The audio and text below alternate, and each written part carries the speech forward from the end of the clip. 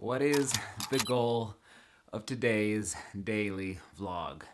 Number one, teach you one thing. YouTube, teach you one thing.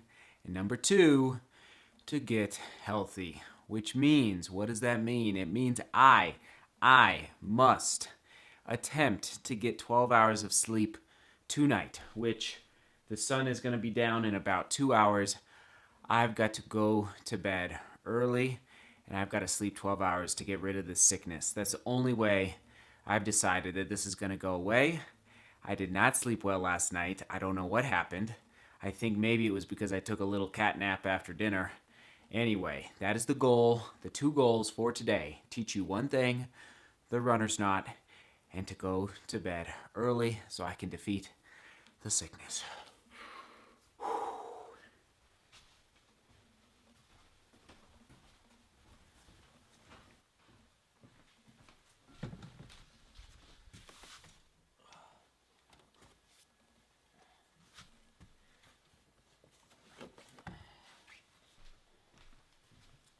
All right, we've got the Zontes here, the New Balance Zontes, bright neon green, gotta love that. And then you've got the black Nike Vomero 14s. So what I'm gonna do is I'm gonna take the shoelaces out of the Zontes right here, and I'm gonna put the shoelaces into the Vomero 14s so that you can see the contrast of the bright neon green against the black of the Vomero 14s, and then we will analyze exactly how you tie a runner's knot. So let me get these out real quick for you.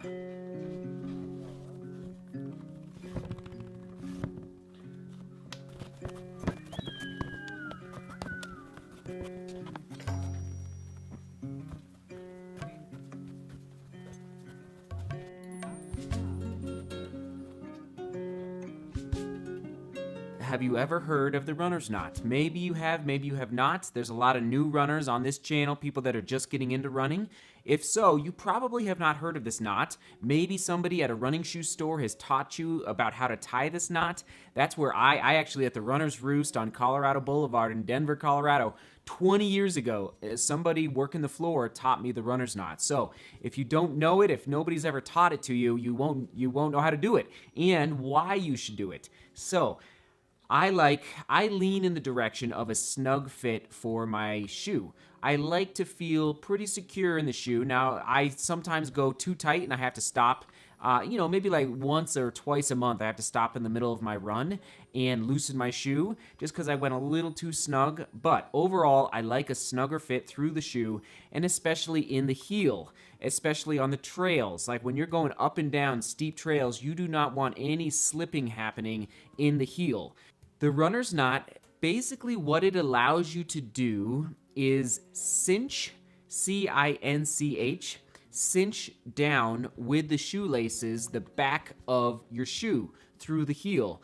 So with all running shoes, you have eyelets going up the side of the running shoe right through here. And basically these eyelets is what the shoelace goes through. And then you work your way up the shoelace, lacing the shoes until you get to the last two holes at the top of the eyelet chain. So those last two holes you want to save. Don't put the shoelaces through yet. Basically, you're going to cross over one more time to the second to last eyelet with the end of the shoelace, put it through, and now, instead of going back across the shoe with the rest of the shoelace, you're going to want to string it through the last eyelet at the very top on the same side. And then, what is that going to create? It's going to create a loop at the top of your eyelet chain. This loop is what's going to allow you to cinch down your shoelaces so you can have a snug fit through your heel. Once you have created both loops at the top of the eyelet chain on both sides of the shoe, you're going to take the extra shoelace that's left. There's probably going to be 4 or 5 inches, and you're going to send it across the shoe to the other side, and yes, thread it through the loop that you just created on the other side of the shoe. Do that on one side, and then go across to the other side. So what you've just created with these two loops is basically a pulley system where you're creating tension between both sides of the shoe that allow you to cinch down slowly. Don't go too tight, but cinch down slowly so that what's going to happen is these shoelaces are going to pull the back of the shoe toward the front of the shoe.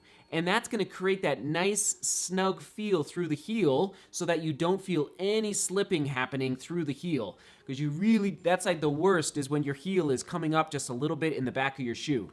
And that is the runner's knot. And then, of course, at the very end, once you have cinched down and you feel like you're secure, you can finish off tying the shoe like you normally would. And then you're nice, and don't forget to double knot now. Tip of the day, don't forget to double knot. So that is the runner's knot. And I know it's kind of hard to describe through words and images through a video. If you were here in person, it'd be a lot easier. But I'm telling you, I've been doing this knot for 20 years, and I love it. And I use it for all my shoes, my trail shoes, my road shoes, my racing shoes. And it just creates a slightly extra snug feel especially through the heel, which I love. And honestly, I think it helps me actually stay off of my heels when I'm racing, because it kind of forces you up on your toes a little bit because you're just nice and locked down, that nice lockdown feel. And the question of the day, do you use the runner's knot? Have you ever heard of the runner's knot? If you have not heard of the runner's knot, will you try it? And if you do, let me know down in the comments. I'd appreciate it.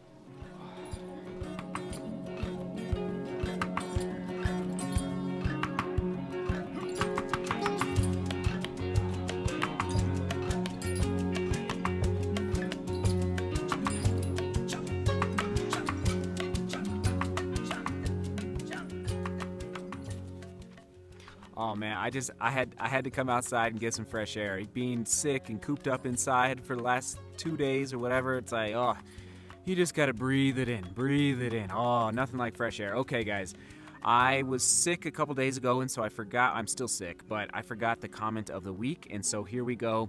This is from Turkish Churros. Nice name, I like that. And this is in connection to yesterday's question of the day about who is your favorite runner of all time. And this is what he said.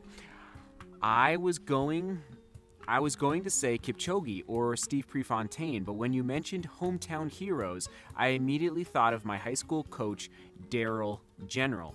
He was a 2:14 marathoner, and he tied a record by qualifying for 5 consecutive Olympic trials, which means he was highly competitive for almost 2 whole decades.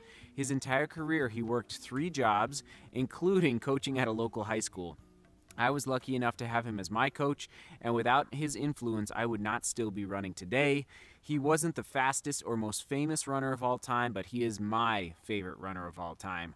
Thank you so much. You get the comment of the week, Turkish Churro, and gosh, I mean, that's what it's all about. Stories, inspiring stories, stories impacting stories.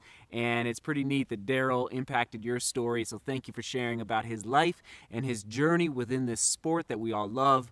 And guys, I'm calling it. I'm biting the bullet. It pains me sometimes to publish vlogs that are maybe not as entertaining to watch. Let's just put it that way. I hope you learned something, though, with the runner's knot, especially for all the maybe newer runners out there that have not ever been told about the runner's knot and not been taught how to tie it. So if you struggle with tying it, let me know down in the comments, and I'll try and walk you through it. But I love you, and I'm calling it, and we're going to bed soon once the sun goes down, because oh man, I need that. I need like at least 12 hours of sleep tonight. Oh my goodness.